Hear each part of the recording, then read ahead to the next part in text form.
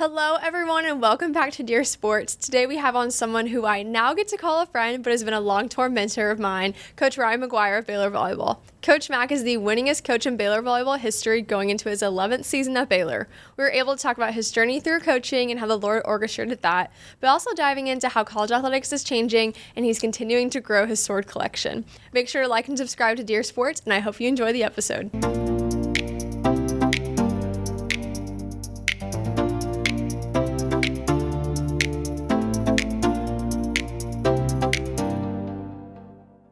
Coach Mac, thanks so much for coming here today. Faith, love being here. Always love seeing you. Dear to my heart. You've been so instrumental to Baylor Volleyball, but just love that we still get to connect. Yeah, I'm excited. I'm just honored you're here. And now we get to be friends. For sure. All in. It's Ryan now. Yeah, it's Ryan now. No, it'll always be Coach Mac. But no, thanks for being here. And I'm excited you've really touched the volleyball world in a lot of different ways. And to kind of just want to talk about how you started playing volleyball. And I don't even know if I know the answer to a lot of these questions, just because you kind of skim through all of that when you're in the gym. But how did you start playing or get into the sport, and how that led you to your collegiate career? Yeah, I didn't start playing volleyball till 9th grade. So it's, okay. In this club world, it's kind of a late start. And the irony is, like, I loved tennis. Like I loved tennis. I played a lot of sports growing up. But our high school, for whatever reason, dropped tennis my freshman year. So they had it for many years before. They've had it many years since. But 1990, as I aged myself, they dropped tennis, and I was on the basketball team. And I'm like, well, volleyball, maybe that's going to help me stay in shape for basketball. And so had incredible coaches, Dave and Barb Heron, husband, wife, that did incredible things at Whittier Christian High School. We ended up winning CIF like 3 years in a row, and just introduced me to the sport. And I think, just prior to that freshman year, like in 8th grade in Hawaii of all places, I broke my leg in this all-star soccer tournament, so I thought like soccer, like doing a lot of stuff. And that was probably the moment that got me involved in coaching. Yeah. And, because I couldn't go out for fall sports because I had a broken leg, and I know we'll come back to how I got started in volleyball, but it's as a result, I went back to my junior high where I was quarterback football team, point guard of the basketball team, and that coach there was kind of incredible coach, great mentor, said, hey, why don't you help us out? Let me be offensive coordinator with junior high boys football. And I thought I was going to coach football, junior high boys football. That was my dream. That was my calling. And I think, and again, going back to the tragedy of breaking my leg, and like right before high school starting, and as a young boy, thinking like, man, my athleticism was something I enjoyed. So really that 9th grade year of volleyball was like, I wasn't really even fully healed with everything. It was the first time I can kind of run and jump and trying this new sport. And, as a setter, started out as a setter that year. So, could speak more, but I started 9th grade, Whittier Christian, and Barb Heron, freshman coach, and eventually Dave Heron was the varsity coach. Stay in touch with him all the time still. He's been a mentor from day one, good example, being a blessing early on, and one that still encourages me now. That's awesome. And so from that, because I know I feel like I always remember CBU, and so is that where you ended up playing and then coaching, or I forget the timeline? I feel like I know all the different pieces, but it's not the straight timeline of it all. No, I think kind of that weird summer in between 8th and 9th grade, like, all right, God's like, hey, you're going to coach, and open up that door. So I was coaching junior high, like all through high school in the fall, and then, basketball and volleyball in the winter and spring. When I graduated high school, I went to Biola University. So Biola is my alma mater, and I was like, I'm ready to get out of town. I'm ready to go somewhere else. But I loved coaching the football. So so my freshman year of college, I was because Biola was still near my hometown, I was able to still coach in the fall and coach football, and was continue to do those things. And I had my younger brother on one of those teams.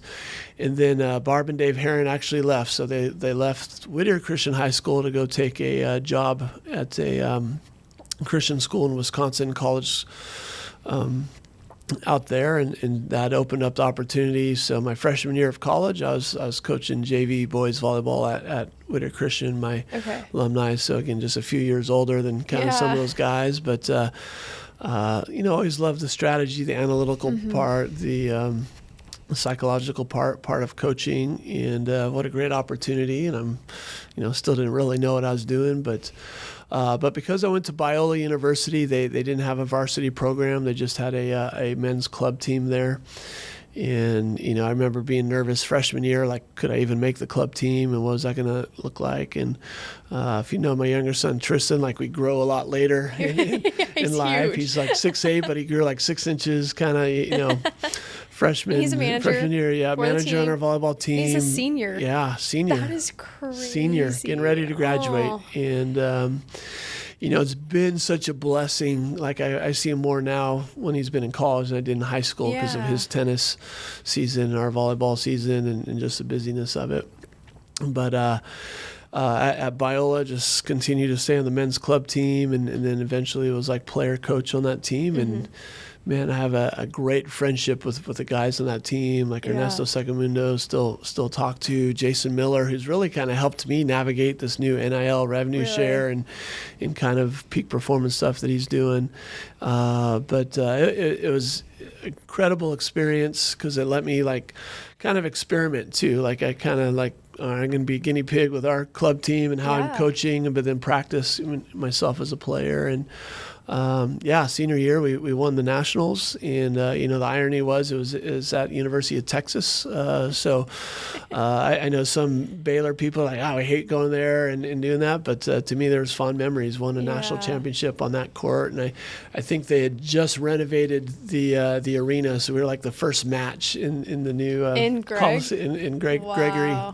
I'll see him there. So every time we go back there and play him, I'm like, it brings back great memories of winning a championship with great men and great friends at Biola. That's sweet. No, that's good. I think I didn't realize too that Tristan has such a big love for tennis too, and so I didn't realize that you played, and probably that seeped into it a little bit. And y'all are always, I feel like I always run into y'all at the men's games and things like that. So just finding those common things in between, because I think it's really hard. A lot of coaches don't talk about it. It's like you're on the road a lot, don't get to see your families a lot. Jen comes to practice just to see you sometimes. I feel like I know it's a lot of sacrifice that my family's made to allow us to do that, but probably some of the best advice I've been given, in raising children is one, like I like John Wooden's quote, like best way to love children is love their mother, love the spouse. And so before I even think about being a great father, I got to be a great husband. And then two, our children will do what they see us do. And so to me, I think that's been a huge part of Tristan and I's relationship growing, because he sees what we do in and out at every gym. And, even today he's calling me, he's like, all right, like, how do you guys run rips? Like I think, I think the rips can be run a little bit better. No I'm like, oh man, you're actually paying attention now on these things. He is. And, but all my children have been able to do some missions trips with me that were normally associated with Athletes in Action or with the team, so I have a different aspect in it on it there. But and then my daughter Katana is at Biola University, so that's where she's attending. So really it's cool. been fun to go back and spend time with her, but also see some old stomping grounds. Yeah, that's sweet. So from Biola, you then go to Cal Baptist, and then From Biola, I went to NC State, North Carolina State University, to do my grad assistant. And back then there was one full-time coach, and I was the grad assistant. And so because you're allowed like 3 countable coaches at that time, like I was recruiting, got to run practices, got to work with the program. Literally, like, Highway 40, there's a sign in Barstow, like next stop is, like Raleigh, like 2,000 plus miles across. So it was like the same highway out there. So good to get away, great experience. If we're in no hurry, I'd say, my last year at Biola at the time was like the most difficult time of my life. Yeah. but it ended up being the most rewarding. I'm player coach on the men's team. By that time, I was doing varsity boys volleyball at Whittier Christian High School. I was assistant coach then for Biola's women's team, which, met Sarah Roberts, who had eventually introduced me to her sister, Jennifer Roberts, who'd become my wife. I was intramural director at the university. I was taking 21 units to try and graduate on time, and then doing all these coaching accreditation programs. So it was very regimented and very busy. And at that time, in my senior year of high school was a rough one. It didn't end too well, and it's because I was overworked and tired. And I think all athletes go through a time where they build up these big expectations, and things fall short of it. And we know how our identity's tied into that, and it was kind of discouraged. And I was really afraid that was going to happen to me my senior year at Biola, but by God's grace and discipline, a lot of prayer, it's kind of like, all right, God, like, I want to win a national championship, I want to do that. And he kind of like just let me do it. And it was really like kind of cool, and it was probably selfish in how I prayed back then. Great year, you win on top, and then so I get all the way out to NC State and coaching the women's program, and enjoyed the staff. Like Craig Tagami ended up, the other assistant, was best man in my wedding eventually when I got married, so great friendship. And then the men's club team actually out there, they're like, hey, because men's club there's like a 6-year clock on it for that. And they're like, hey, come coach us. You guys just want to like come play? And I'm like, I'm not sure I want to do it. Like, I'm got to take my grad school. Like, I'm here to coach. Right. And prayed about it. In the first tournament I went to with these guys was like, this is crazy. It's different. I was in my Biola bubble a little bit, and I know life out there, but it was like men's volleyball, it was like wild party. Everyone's getting hammered over here. Like, these other guys are like hanging out with the girls over there. We have this big tournament tomorrow. And it was like just me and the setter like trying to sleep, because we're like, we got to get up and play. And I'm like, I don't know. This is focus. And long story short, ended up coaching, doing it. Like, some of my best friends came out of that. Had several guys come to know the Lord during that season. And it was so much different than the year before, where I think I was just like, all right, God, like, if you want me to do it, you do it. Right. And then he kind of used me as the tool or the vessel. And it was so much better. I've had over 30 plus college teams, not even counting like the club stuff, like just like coaching. So but like kind of that group is in like top 5, just when you think of the Sandlot, the Bad News Bears, like a ragtag muffin group coming together. And it was fun to play, and just great experience there. But did leave NC State, came back, coached at Biola. So did that for 3 years. Loved it, and where their focus was, and decided to get married. And they always say one of those stressors is finances, and Cal Baptist had a full-time position for the men and the women, and so it paid significantly more, and just a small university at that time. So no assistants, but was coaching the women in the fall, and the men in the spring, and did a decade there. More miracles, more great stories, more good experiences there. All my children born out there in Riverside. Ironically, we were able to win some national championships on the men's side and the women's side. But one of the freshmen on that NC State team, big 6'11", opposite.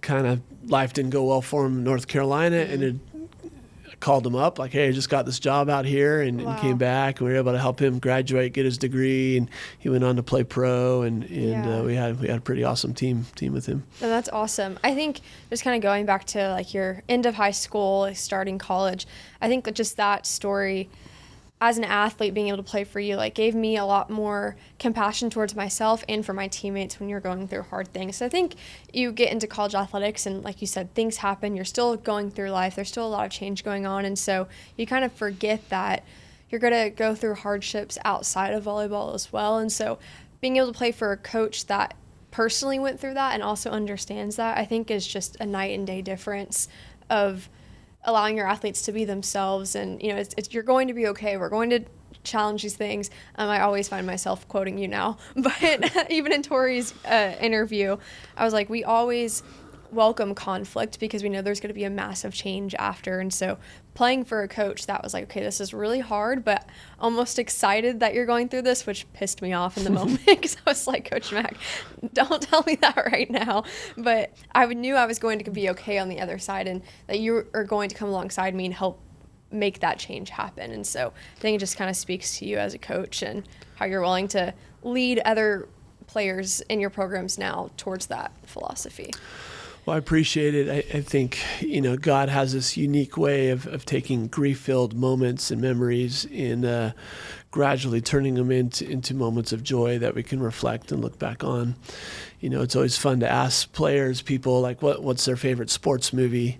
And, for me, it was like, hey, there's Rocky or like Cinderella Man, Remember the Titans, Miracle on Ice, all those things. But, we look at that verse in Romans chapter 5 where like suffering produces perseverance, perseverance, character, hope. That really is like the game plan of life. Like we cheer on those movies, things are going really well, and then something happens, adversity happens. Hey, Adam and Eve, man, they had the Garden of Eden. Things are great. Things are perfect. Man, consequence, sin, something happens. And then like suffering is a product of that.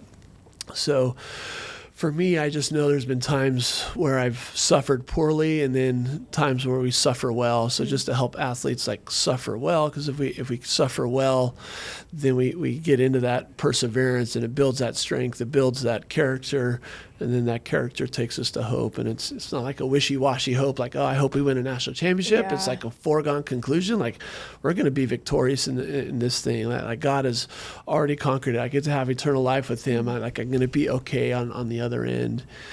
And so I think our first job as leaders is to point others towards hope, because in that senior year of high school, when it was like, hey, I'm ready to commit suicide and there's deep depression, like that's the absence of hope is kind of what's crushing us in doing that. And so, I couldn't just jump through hope, but I had to learn how to walk through it and suffer well. And, I think I was able to experience that at other stages in life.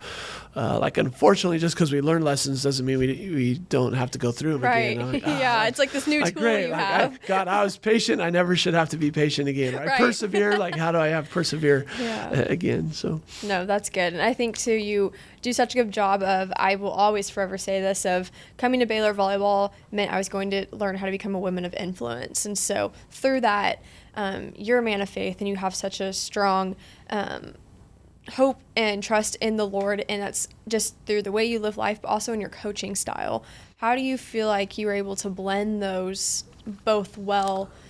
I mean, because you walked through college athletics at a really early stage, and now you're coaching women full-time, all these things. Like, how do you feel like you're able to blend both of those? I want to go back to that junior high coach, and I'll probably get a little emotional here because it's okay. I was telling someone yesterday, I was like, I think this is going to be the first podcast that I actually cry on, just because this is just really sweet. Yeah.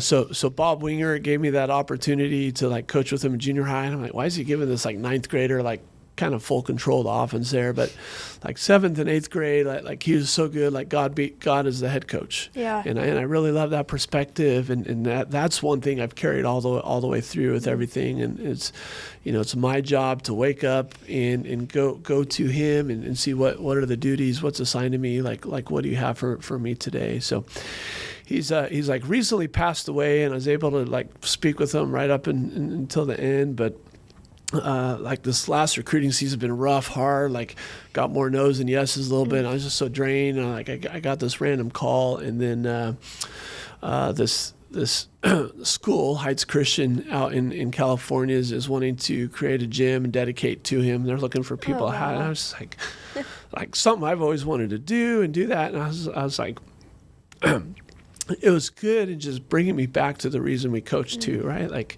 The Church of Revelation, you're doing everything right, but you've forgotten your first love. And it was just the perfect timing for me now to just bring me back to the first love is to help encourage, greatest volleyball experience, create leaders that can be powerful women of influence and have worthy victories. And all right, God's the head coach, recruiting coordinator.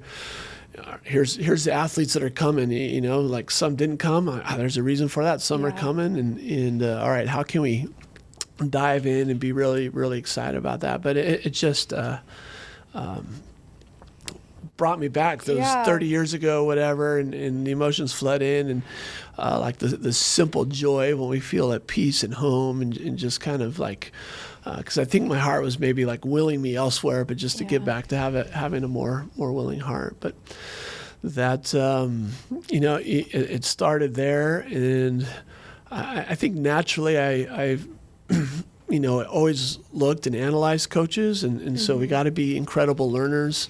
We just finished a coaching clinic here at Baylor, and like I was that coach. Like, hey, I went to listen to Brian Gimolero from Long Beach State. I went to Like Haley at USC, like Marv Dunphy, Al Skates, like when John Wooden, clinic, because I was coaching basketball, high school basketball for a time. Like where can I pull all these things? Pat Riley and the Lakers were awesome in the 80s. Like kind of reading his books and his stuff. I was going through it. And I was probably zoned out in so many classes when I was practice planning for varsity volleyball, practice the game book for junior high flag football. Like I told Dave Aranda I still have it, but he hasn't seemed interested in my 8-man flag football playbook. But we won some championships, so it's good. That's sweet. I think like the Lord's timing is so perfect with those things too. The sermon at Harris Creek last weekend was like the Lord sees you, and like we have a compassionate God that's going to. He sees you, he understands your struggles, and so like the Lord definitely saw you in those moments of like, okay, let me root you back into this. And so that, I'm glad you got to share that. That's really sweet. So you make your transition to Baylor, and you're now the winningest head coach in program history. I was being recruited in the 2019 era. I was committed, so I was at the Texas game and stands were packed, and I was like, I'm going to Baylor. This team is awesome. How do you feel like you're able to cultivate that culture and then be able to continue that to now? It's a good question. I think culture is who we are. And that's something that can dissipate. It could fall apart really quickly. So I think there's got to be a heightened sense of like, hey, who are we today? What are we doing now?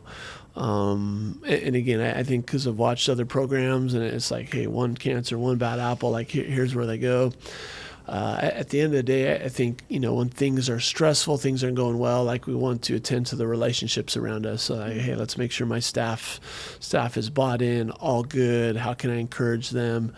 Like we are family, so my relationship with the Lord for sure is very intertwined in how we coach. And so kind of the goal of the program, or like God's church, is to have a ministry, have a legacy, so it's really, for us, it's kind of built off that, like what is the body of believers supposed to be like, and how are they supposed to interact? One body, many parts, serving one another. When one is honored, all are honored. When one suffers, all suffer. That kind of leads into like, hey, let's multiply the joy when things are going well. Let's divide the burden when things are people are struggling, so they're not going at it alone.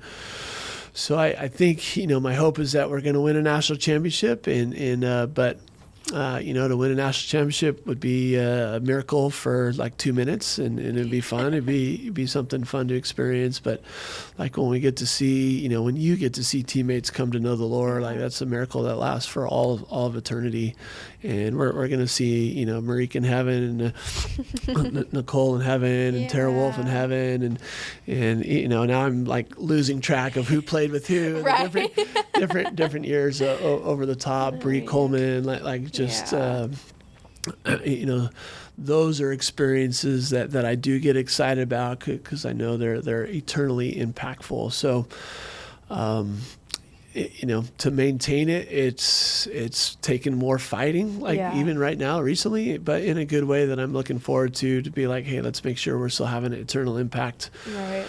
Our job still as coaches is to be good on the emotional IQ to connect with the athletes, but also we still got to be good at the technical and the tactical. And so we have great coaches. Like I honestly naturally lean towards the strategy part of it, but then the passion and the burn is like, yeah, how can we navigate through life in a way that's going to give you that influence? It's going to maybe help you suffer well so you can be better at persevering, or if you're persevering, how can we like really rock solid that character, and then how can you become someone who's going to speak life and hope into others. And that's why it's fun to see you, Faith, is just because like we got girls there like, I want to be like Faith, I want to be like Faith, I want to be like Faith, I want to have that impact here. And like, well, hey, let me tell you what you went through, like ACL before she even got here, like God's kind of preparing you for that. And it's like, yeah, I was excited. All right, this is kind of crazy, like what is going to go through,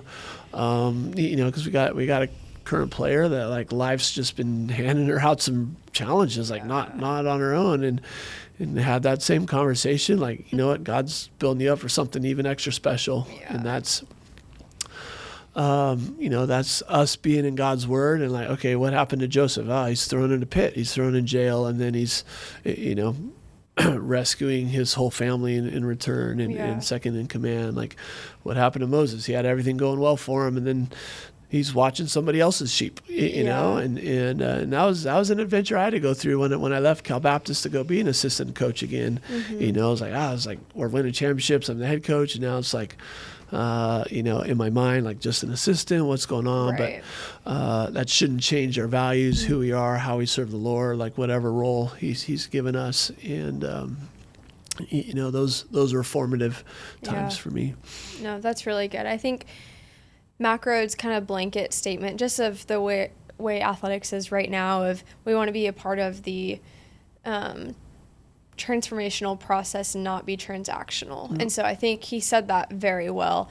And how are you being able to navigate it? And like you said earlier, you feel like you got more no's than yeses this year in the recruiting process. And I remember even like graduating and going to your office and you're like, Faith, I'm exhausted. And I was like, yeah, like I can't imagine being in y'all's shoes right now. I mean, your job has changed drastically. And so how do you feel like you are still being able to combat this NIL revenue share? I mean, roster caps, like it's just drastically changed your job in the past couple months.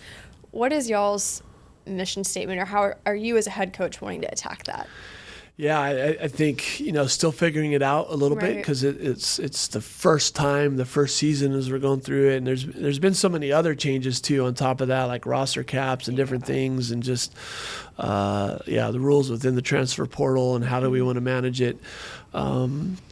So it's we're not changing who we are and who we're going to be. We're going to be a family. The pinnacle of a great team has that legacy, but I want both the confidence and character. Like we got to have the confidence in competition and the character through adversity through that. And so, if anything, it's a challenge for me to live it out again, right? Like I feel like I've had all these times, and like I won't lie, like it's new, I'm uncomfortable with it, like I want to get into a rhythm again, and that like I enjoy the self-discipline of it, like hey, here's what I know it's coming next, how can I prepare for it? So there's a little bit more of adapting as things are changing. And like even now, we're still waiting for what's the landscape going to look at. You got teams that front loaded everything, and how just kind of like COVID had the super seniors. So, but that's the life we're in. That's the life of sports right now. I think I'm motivated mostly now, not like in where it's at, but like, okay, we need to figure it out so we can make sure it gets done in a way that still benefits the athletes. And there's kind of a part of me like, hey, we got to encourage coaches, like all the coaches I know of, like all retired, like all the older ones. I'm like looking up and I'm like, you had John Cook and Mary Wise. Cook got out, Mary Wise got out, like Shoji, Booth at Creighton, like it's they're all gone. All right. And so because it's different, and we've also been doing it for 30-40 years differently as well. But no, I think it should be exciting for everyone. Just like here's the team. We still love challenges. Like we got to be excited about the challenges. We got to embrace that part of it. So. I'm really looking forward to this year because some of the unknowns, but I know how much work needs to be done too. So I'm like that's the easy part. That's the kind of the purpose that we can get in and do that. But But yeah, rev share, the NIL, those things. I think, you've heard us talk about weather the storm as we go through it. And first thing is like, I got to take responsibility. I got to not abandon ship, and I got to go, like, the best way to get through it is go attack it head on. If turn and run from a storm is just going to keep following you all the way there. So we want to get through it well and do it well. No, I think y'all are truly attacking it the right way. I personally think, everyone's like, are you so upset you're missing all this? I'm like, absolutely not. Like, I got to experience I feel like last bit of like OG college athletics. And then now I get to watch it from afar and talk about it and create more of a career out of it where I can just be looking at it. But no, I do think your staff is handling it well, and you have people around you that are like-minded, and so you always tell us, surround yourself with like-minded people, and people are going to pour into you and just re-energize you. And Coach Walker, Shelby, Jorge, Will, Peyton, like, you have a staff full of people that want to attack that with the same mindset as you, and so that is hopefully going to help the process of, you have still these 16, 17-year-old girls making decisions of where they want to spend the next 4 or 5 years of their lives. So it can be a big challenge, and then you throw in some more numbers on top of it. It can be overwhelming. But proud of y'all, and I am excited to watch the season and moving towards that. So what can we expect from y'all? What are things you're excited about? You start in a couple of days, or by the time this comes out, you will have already started. Tell us what we should look for in 2025. Yeah, I think this is an exciting season, exciting team that's just going to be gritty, great volleyball players. I think some years, man, we're going to be so good side out phase. We got bombers on the outside. We're just going to blast balls, and whatever else happens. But we can do that at high level. This team's ready to rise up. They're ready to be really good. Like, we're young in some positions, but that excites me because of the experience they're going to get, and makes the future bright. Because I think the right people are going to be in the right places there as we're doing it. So it's our depth is really, really strong. So I feel this could be a year where one person goes off with 20 kills, and they're the focus. In the next match, it's somebody else with 20, and someone else drops 20. So from a depth side, like, I feel we're very, very capable in every position. Some years it's like, okay, we got to stay healthy in the middle, or some years we got to be like, hey, worried about serve receive. Lauren's got to pass the whole court or something like that. Like, no, we're really good there. So it gives us a lot of options. I think it'll be really competitive more than any year, and kind of in the gym where we're all right. We're going to get after it, and let's play. Let's battle. And then my hope as we get into it is this team will just be really single-hearted, as much as there's all the distractions and different things going in. I think that's something where we can continue to excel, and we've been pretty good on that. But like, hey, let's keep the main thing. Let's glorify the Lord. Let's reflect His love back towards others. Let's play for Him. He's our audience of one. Let's really battle and get let's grind and get after it. It's kind of fun. My new office, when we moved over there, is like I can hear the other gym now, and I like what I'm hearing as the girls are there in open gym and taking it serious. So we're planting some really, really good seeds. I think that challenges that we'll be young in some position, but like the seeds that are being planted, they're being watered really well. So I'd love to see them blossom this year, but like future looks bright, and the season looks really exciting. No, I'm pumped. I feel like this team is kind of emulating my sophomore year a little bit we talked about with Tori, of like losing, not to say we were the best senior class, but losing. You guys were a great senior class, by the way, for sure. Absolutely. We had a lot of leadership. We had Lauren Briseño, Elise McGee, UNAG. Yes, UNAG, Jackie, Jen, and you got Manuela back, which is a nice little bonus. But definitely more vocal leadership that kind of led that role. And so my freshman year, when we lost Yas and Hannah and Bree and AJ, Emily, like those girls, Avery Skinner, it was, sophomore year, it was like, okay, there's a void. Yeah, like these seeds have been planted, and now we have to learn how to take these and make it our own culture. And so I'm excited to see, and I am already so proud of those girls of how they've kind of realized, like, okay, these seeds were planted, and let's now make it our own. And you're recruited to Baylor Volleyball because we have a culture and we have standards that we want to uphold. But there's also things about Baylor Volleyball that you get to contribute to and get to continue to grow that culture. And, I'm excited to watch T and Taylor, like, own that ninja culture. And I miss them a lot. So I'm excited to watch them from afar. And Taylor, Spice, and T and them just going at it, I think is going to be good for culture. There's not a dull moment with those two at all. And, Taylor's one of those ones, like, I'm not don't let the athletes have a bad day, right? There's an individual moment, so I'm never going to have a bad day. But it's like, man, if I'm tempted to start having a bad moment or two, like she'll pop me out of it with just being her personality and kind of who she is. And so, no, it's been good. No, that's good. In your new office, you were able, I think, to bring over a good collection of swords with you. Our senior class was able to add to that collection, which is something we've been thinking about probably since our freshman year of, like, okay, senior gift, getting Coach Mack a sword. Let's note that in the notes and remember. I don't think I even know this answer. Like, when did you start collecting swords? I know you've always been a big movie dad joke collection guy. So tell us about the swords. Yeah, I've collected swords for a long time. I was a history major in college. Okay. Like, I knew I wanted to coach, but I just had to pick a major. So, like, hey, I love history and the patterns, kind of how that applies. And so volleyball has, like, taken me all over the world. And so some people collect spoons or pins or coins. Like what young boy doesn't love swords? I love the chivalry of it. Right. So there's something to a manhood behind it. My mom, who was my third grade teacher, so I had her in third grade, brother in elementary, we'd have sword drills, like when we're learning the books of the Bible, and it's like, hey, read a verse, and then, like, whoever, there's 30 of us in the class, could stand up and find that verse first, read it, and then, we got these, like, cut out, like, cardboard swords, and so then we got to color them and design them, and we'd do lots of games with that.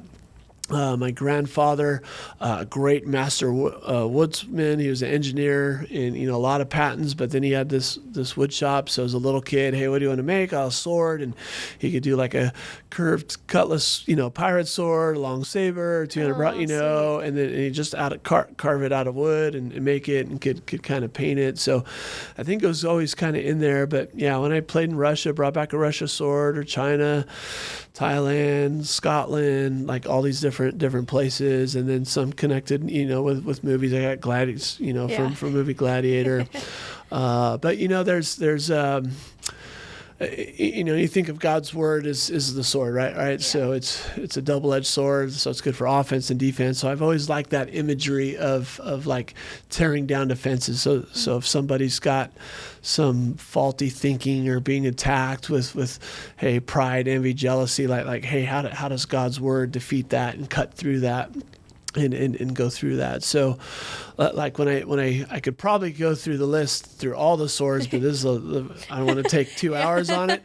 But there's probably, like, different verses that kind of come to mind with the different swords that especially the ones that I have up in the office. That triumph was, like, one of our words, and when we talk about, like, the triumphal entry, and like a triumph is a victory when you've won a battle, but, like, do we smell like victors? Do we smell like winners? Or are we kind of having that Roman sword? But three main swords in my office I love is first one is the King's Sword from Lord of the Rings, Andrew Rill.